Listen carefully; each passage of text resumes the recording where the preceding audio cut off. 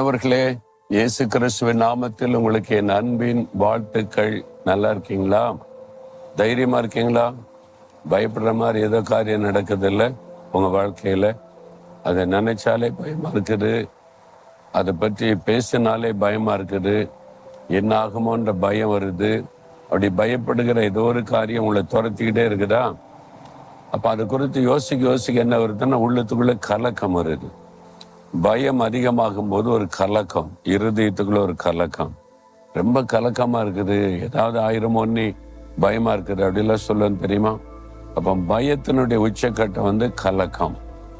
அப்போ ரொம்ப இருதயம் கலங்கிறோம் அப்படிலாம் சொல்லுவாங்கல்ல, ரொம்ப கலக்கத்தில் இருக்கிறேன்னு சொல்லி.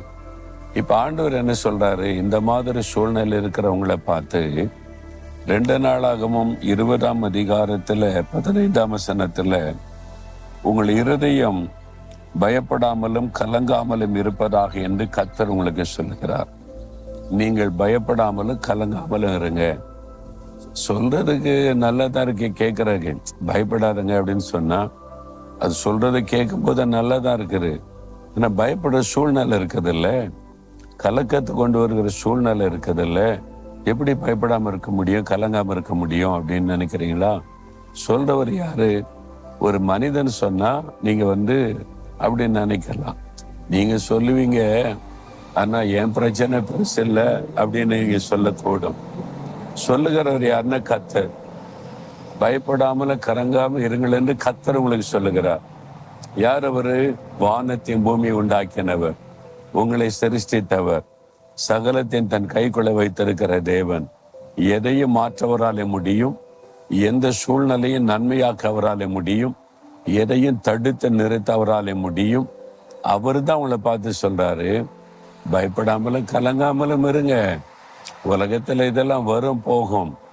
ஏன்னா பிசாசுன்னு ஒருத்தர் இருக்கிறான்ல, உங்களை கலங்க பண்ணணும், பயப்படுத்தணும், உங்களுடைய சந்தோஷத்தை கெடுக்கணும், நிம்மதியை கெடுக்கணும்னு அவன் கிரியை செய்து கொண்டே தான் இருப்பான்.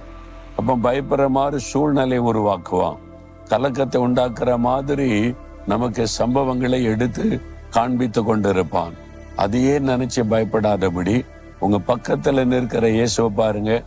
அவர் உங்க தோள்ல கை போட்டு சொல்லுவாரு, பயப்படாதே மகளே, மகனே பயப்படாத, கலங்காத, நான் பக்கத்துல இருக்கேன்ல, நான் கூட இருக்கல அப்படி சொல்லுவாங்க.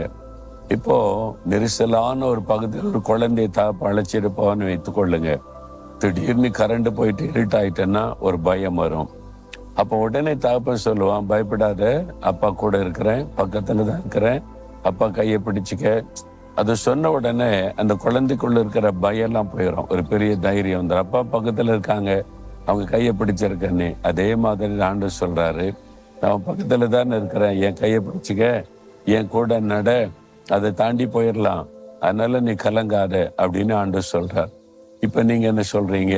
இயேசுவே, நான் பயப்பட மாட்டேன், கலங்க மாட்டேன், ஏன்னா நீங்க என் கூட இருக்கிறீங்க, என் கையை பிடிச்சிருக்கிறீங்க, உங்க கூட தான் நடக்கிறேன்.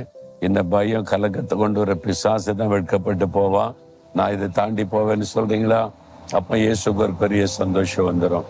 அதான் உங்களுடைய விசுவாசம். ஆண்டவரை பார்த்து சொல்லுங்க, இயேசுவே, நீங்க என் தகப்பன், எனக்கு எல்லாமே, நான் பயப்பட மாட்டேன், கலங்க மாட்டேன், உங்க கையை பிடித்து கொண்டு நடப்பேன், நீங்க கூட இருக்கிறீங்க, பயப்படுகிற எல்லா சூழ்நிலைகளையும் மாத்திருவீங்க, கலக்கத்தை கொண்டு வருகிற எல்லா பிரச்சனைகளும் மாறிடும். இன்றைக்கு அற்புதத்தை எதிர்பார்க்கிறேன். இயேசுவின் நாமத்தில் ஆமென், ஆமென்.